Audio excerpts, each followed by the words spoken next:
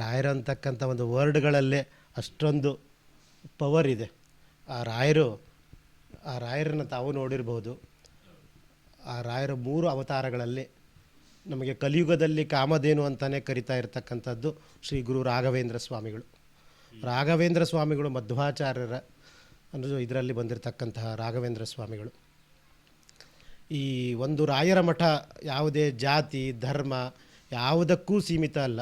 ಪ್ರತಿಯೊಬ್ಬ ಮಾನವನು ಕೂಡ ರಾಯರನ್ನು ಸ್ಮರಣೆ ಮಾಡ್ತಾ ಇರ್ತಾರೆ. ಕಲಿಯುಗದಲ್ಲಿ ಕಾಮಧೇನು ಅಂತಕ್ಕಂಥದ್ದು ರಾಯರಿಂದನೇ ಕಾಮಧೇನು ಅಂತ ವರ್ಡ್ ಬಂದು. ನಮೋ ಅತ್ಯಂತ ದಯಾಳವು. ಎಲ್ಲ ಗುರುಗಳನ್ನು ನಾವು ನೋಡಿರ್ಬೋದು, ಎಲ್ಲ ಗುರುಗಳು ದಯಾಳುಗಳೇ ಗುರುಗಳು. ಆದರೆ ಅತ್ಯಂತ ದಯಾಳು ಅಂತಕ್ಕಂಥದ್ದು ನಮ್ಮ ರಾಘವೇಂದ್ರ ಸ್ವಾಮಿಗಳಿಗೆ ಕೊಟ್ಟಿದ್ದಾರೆ. ಹಾಗಾಗಿ ನಾವು ಆ ರಾಘವೇಂದ್ರ ಸ್ವಾಮಿಗಳಲ್ಲಿ ಮತ್ತೊಮ್ಮೆ ಬೇಡ್ಕೊಳ್ತೀನಿ. ಸೊ ನಾನು ಅವರೆಲ್ಲ ನೀವು ತುಂಬ ಚೆನ್ನಾಗಿ ಕಾಣಿಸ್ತಾ ಇದ್ದೀರಾ ಕುಂಕುಮ ಎಲ್ಲ ಹಾಕ್ಕೊಂಡು ಅಂತ. ನೀವು ಕೋರ್ಟ್ಗೂ ಕೂಡ ಹೀಗೆ ಹೋಗ್ತಿರ್ತೀರಾ? ಹೌದು ಹೌದು ಹೌದು. ಇಲ್ಲ ಇಲ್ಲ ಇಲ್ಲ ಇಲ್ಲ. ಮೊದಲೇನದು ನನ್ನ ಧರ್ಮ, ನನ್ನದು ಏನಿದೆ ನಾನು ಮಾಡಲೇಬೇಕು. ನೆಕ್ಸ್ಟು ಉದರ ನಿಮಿತ್ತಂ ಬಹುಕೃತ ವೇಷಂ. ನನ್ನ ಜೀವನೋಪಾಯಕ್ಕಾಗಿ ವಕೀಲನಾಗಿನೇ ಹೊರತು ನನ್ನ ಒಳಗೆ ಹೃದಯದಲ್ಲಿರೋದು ರಾಯರೇ. ಈಗ ನೀವು ಕಂಡಂಗೆ ಯಾವತ್ತಾದರೂ ರಾಯರ ಪವಾಡ ನೀವು ನೋಡಿದ್ದುಂಟ ಯಾವತ್ತಾದ್ರು ನಿಮ್ಮ ಜೀವನದಲ್ಲಿ ಅನುಭವಗಳಾಗಿದೆ? ಹೌದು ಹೌದು. ರಾಯರನ್ನು ಬಿಟ್ಟು ನಾನೇನೂ ಮಾಡುವುದಿಲ್ಲ. ನಾನು ಎಲ್ಲಿ ಹೋದರೂ ಕೂಡ ರಾಯರನ್ನೇ ಸ್ಮರಣೆ ಮಾಡೋದು. ರಾಯರು ನನಗೆ ಯಾರೇನಾದರೂ ಅಂದರೆ ರಾಯರೇ ನಿನಗೆ ಅಂತ ಇದ್ದಾರೆ. ನನಗೆ ಹೊಗಳಿದ್ರು ರಾಯರಿಗೆ, ನನ್ನ ತೆಗಳಿದ್ರು ಕೂಡ ರಾಯರಿಗೆ. ನಾನು ಯಾವುದಕ್ಕೂ ಇದನ್ನು ಮಾಡೋದಿಲ್ಲ. ಸಮತಲ್ಲ ನನಗೆ. ನನಗೆ ಬೈದರೂ ರಾಯರೇ ನಿನಗೆ ಬೈತಾ ಇದ್ದಾರೆ, ರಾಯರೇ ನಿನಗೆ ಅಂತ ಇದ್ದಾರೆ ಅಷ್ಟೇ. ಆ ಭಗವಂತ ನಮ್ಮನ್ನು ರಕ್ಷಣೆ ಮಾಡ್ತಾ ಇದ್ದಾನೆ. ಸುಮಾರು ಸಲ ನೋಡಿದ್ದೀನಿ ನಾನು. ಕೇಸ್ ಆಗೋದೇ ಇಲ್ಲ ಅಂದಾಗ ರಾಯರೇ ನಿನ್ನ ಅನುಗ್ರಹ ಏನು ಮಾಡ್ತೀಯೋ ಗೊತ್ತಿಲ್ಲ. ಆ ರಾಯರಿಗಿದ್ದ ಪವಾಡದಿಂದನೇ ಆಗೋಗಿದೆ. ವಾದ ಮಾಡೋದಕ್ಕೆ ನೀವು ಹೋಗ್ತೀರಾ? ಸೊ ನೀವು ಹೇಳ್ತಾವಲ್ಲ ತುಂಬ ಕ್ರಿಟಿಕಲ್ ಇರುತ್ತೆ, ಕೇಸ್ ಆಗಲ್ವೇನೋ ಅನ್ನೋ ಮೂಮೆಂಟಲ್ಲೂ ಕೂಡ ಇರುತ್ತೆ. ಸೊ ಅವಾಗ ನೀವು ಹೇಳಿದ್ರೆ ರಾಯರಿದ್ದಾರೆ, ನೀವು ನೋಡ್ಕೊಂಬಿಡು ಅಂತ. ಹೌದು ಹೌದು. ನಾನು ಹೋಗದೇ ಇದ್ದರೂ ಸಹ ಬರೆದು ಹಾಕಿರುವ ಇದರ ಮೇಲೆ ರಾಯರ ಆಗಿರೋತಕ್ಕಂಥದ್ದಿದೆ. ಪಿಟಿಷನರ್ ಈಸ್ ಆಬ್ಸೆಂಟ್ ಅಂತ ಬಂದಾಗಲೂ ಕೂಡ ಕೇಸು ನನ್ನ ಪರವಾಗಿ ಆಗಿರೋದಿದೆ. ಆ ರಾಯರ ಅನುಗ್ರಹ ಇರೋದು ಹಾಗೆ. ಅಲ್ಲಿ ಬರೆದಿರ್ತಕ್ಕಂಥದ್ದು ಇನ್ಕ್ಲೂಡಿಂಗ್ ಜಡ್ಜ್ಮೆಂಟ್ಸ್ ಕೂಡ ಹಾಕಿರ್ತೀನಿ ನಾನು. ಅದರಲ್ಲಿ ಬರೀ ಬರೆಯೋದಲ್ಲ, ಇನ್ಕ್ಲೂಡಿಂಗ್ ಜಡ್ಜ್ಮೆಂಟ್ ಕೂಡ ಹಾಕಿ, ಜಡ್ಜ್ಮೆಂಟ್ ಕೂಡ ಅನೆಕ್ಸರ್ ಆಗಿ ಮಾಡಿ ಕೆಲವೊಂದು ಸಲ ಆ ರೀತಿಯೂ ಆಗಿದೆ ನನ್ನ ಇದರಲ್ಲಿ. ಎಷ್ಟೋ ಹೇಳಿದ್ದಾರೆ ನನಗೆ. ನಾನು ತೋರಿಸ್ತೀನಿ, ನನ್ನ ಆಫೀಸಲ್ಲಿ ತೋರಿಸ್ತೀನಿ ನಿಮಗೆ. ಅದರಲ್ಲಿ ಕೂಡ ಸೀನಿಯರ್ ಸಿಟಿಸನ್ ಆ್ಯಕ್ಟ್ ಕೆಳಗಡೆ ಯಾವ ರೀತಿ ನಾನು ಮಾಡಿದ್ದೀನಿ ಅನ್ನೋದು ಕೂಡ ನಾನು ಬರಿಬೇಕಾದ್ರೆ ಓಂ ನಮೋ ರಾಘವೇಂದ್ರ ಆಯ ನಮಃ ಅಂತ ಫೈಲ್ ಮೇಲೆ ಮೊದಲೇ ಬರದೆ ನಾನು ಹೋಗಿರ್ತೀನಿ ಕೋರ್ಟ್ ಒಳಗಡೆ. ಹೌದು, ನನ್ನ ಫೈಲಲ್ಲಿ ನಾನು ಬರಿತೀನಿ. ನನ್ನ ಸ್ವಂತದ್ದು, ನ್ಯಾಯಾಲಯದಲ್ಲೆಲ್ಲ ನನ್ನ ಸ್ವಂತದ್ದು. ನನಗೆ ರಾಯರ ಮೇಲೆ ಭಕ್ತಿ. ಯಾವುದೇ ಒಂದು ಲೆಟ್ರ್ ಬರೀಬೇಕಾದ್ರೆ ಫಸ್ಟು ಓಂ ನಮೋ ರಾಘವೇಂದ್ರ ಆಯ ನಮಃ ಈ ಥರ ನನ್ನ ಪರ್ಸನಲ್ ಆಫೀಸಲ್ಲಿ ನಾನು ಓಂ ನಮೋ ರಾಘವೇಂದ್ರ ಆಯ ನಮಃ ಅಂತ ಬರೆದ್ಬಿಟ್ಟೆ ನಾನು ಪ್ರಾರಂಭ ಮಾಡ್ತೀನಿ. ತುಂಬ ಖುಷಿ ಆಯಿತು. ಈ ಮನೆ ಸುತ್ತಮುತ್ತ ಇಷ್ಟೊಂದು ಫೋಟೋಗಳೆಲ್ಲ ಇದೆಯಲ್ಲ ಸರ್, ನೀವು ಹೋದಾಗೆಲ್ಲ ಬರೀ ಇದೇ ಕಲೆಕ್ಟ್ ಮಾಡ್ಕೊಂಬರೋದು? ಇಲ್ಲ ಇಲ್ಲ, ನಾನು ಯಾವಾಗ ಸಕ್ಸೀಡ್ ಆಗ್ತೀನಿ ಕೇಸ್ಗಳನ್ನು ಅವರೇ ತಂದು ಕೊಟ್ಟು ನೋಡಿರ್ಬೋದು. ಎಲ್ಲ ಸುಮಾರು ಒಂದು 50 ಫೋಟೋಗಳಿದೆ ಮನೆ. ಅವರೇ ತಂದು ಕೊಟ್ಬಿಟ್ಟು ನನಗೆ ಪ್ರಸಾದ ಅಂತ ಹೇಳಿ ರಾಯರದ ಅವರೇ ತಂದು ಕೊಟ್ಟಿರ್ತಕ್ಕಂಥದ್ದು. ಹಾಗಾಗಿ ನಾನು ನನ್ನ ಕೈಲಿ ಆದಷ್ಟು ಎಷ್ಟು ಜನಕ್ಕೆ ಸಾಧ್ಯ ಅಷ್ಟು ಜನ ನಾನು ಕೂಡ ಫೋಟೋಗಳನ್ನು ದಾನವಾಗಿ ಕೊಡ್ತಾನೆ ಇದ್ದೀನಿ.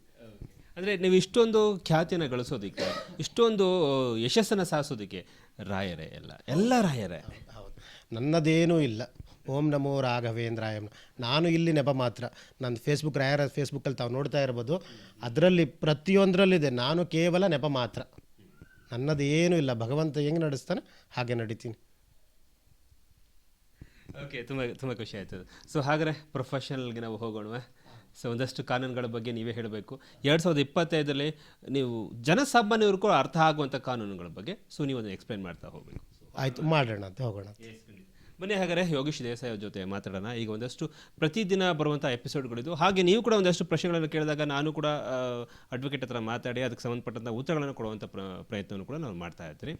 ಬನ್ನಿ ಹಾಗಾದರೆ ಪ್ರೊಫೆಷನಲ್ ಆಗಿ ನಾವು ಒಂದಷ್ಟು ಸಂದರ್ಶನ ಮಾಡುವ ನಿಮಗೋಸ್ಕರ. ಸೊ ವಾಚ್ ಮಾಡ್ತಾರೆ. ಇದು ರೈಟ್ ನ್ಯೂಸ್ ಹೊಸತನದಿಂದ ಬರ್ತಾ ಇದೆ. ಲೋಗೋನು ಕೂಡ ಬದಲಾಗಿದೆ, ಹಾಗೆ ಕೆಲಸದ ವೈಖರಿನೂ ಕೂಡ ಬದಲಾಗಿದೆ. ಭ್ರಷ್ಟಾಚಾರಗಳ ಬಗ್ಗೆ ನಿಜಕ್ಕೂ ಕೂಡ ನಾವು ಕಣ್ಣಿಟ್ಟಿರ್ತೇವೆ. ಹಾಗೆ ಬಡವರ ಪರವಾಗಿ ನಾವು ಯಾವತ್ತೂ ಇರ್ತೇವೆ. ಎಷ್ಟೇ ಸಮಸ್ಯೆಗಳು ಬಂದರೂ ಕೂಡ ನಾನು ಇವತ್ತು ಪಬ್ಲಿಕ್ಗೋಸ್ಕರ ನಿಂತ್ಕೋಬೇಕಾಗಿರೋದಕ್ಕೆ ನಾವೆಲ್ಲ ಬಂದಿರೋದು ಪಬ್ಲಿಕ್ಕಾಗಿ.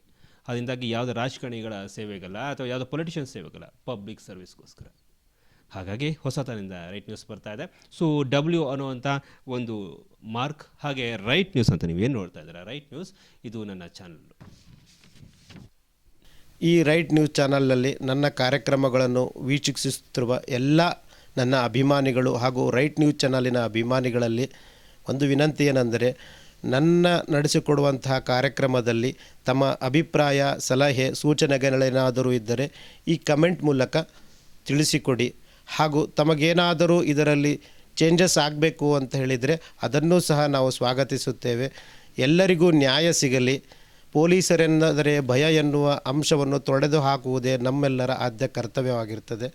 ಆದ್ದರಿಂದ ಯಾರೂ ಯಾರಿಗೂ ಭಯಪಡದೆ ಸಂವಿಧಾನಕ್ಕೆ ಮನ್ನಣೆಯನ್ನು ಕೊಟ್ಟು ಭಾರತದ ಸಂವಿಧಾನವನ್ನು ಎತ್ತಿ ಹಿಡಿಯೋಣಂತೆ. ಯಾರಿಗೂ ಭಯಪಡುವುದು ಅವಶ್ಯಕತೆ ಇರುವುದಿಲ್ಲ. ಈ ರೈಟ್ ನ್ಯೂಸ್ ಚಾನಲ್ನಲ್ಲಿ ನಾನು ಕಾನೂನು ಬಗ್ಗೆ ನನಗೆ ರಾಯರು ಕೊಟ್ಟಂತಹ ಜ್ಞಾನದಿಂದ ನನಗೆ ತಿಳಿದ ಮಟ್ಟಿಗೆ ತಮ್ಮೆಲ್ಲರಿಗೂ ಉಚಿತವಾಗಿ ಕಾನೂನು ಸಲಹೆಯನ್ನು ಕೊಡಲಿಕ್ಕೆ ಇಷ್ಟಪಡ್ತೀನಿ. ದಯವಿಟ್ಟು ತಾವು ತಮ್ಮದೇನಾದರೂ ಸಮಸ್ಯೆಗಳಿದ್ದರೆ ನೇರವಾಗಿ ನನ್ನನ್ನು ಸಂಪರ್ಕಿಸಿರಿ. ಎಸ್ ವೀಕ್ಷಕರೇ, ರೈಟ್ ನ್ಯೂಸಲ್ಲಿ 2025 ಶುಭಾಶಯಗಳನ್ನ ಹೇಳ್ತಾ ಮತ್ತೆ ಯೋಗೀಶ್ ದೇಸಾಯಿ ಜೊತೆ ಮಾತುಕತೆ ಮುಂದುವರಿತದೆ.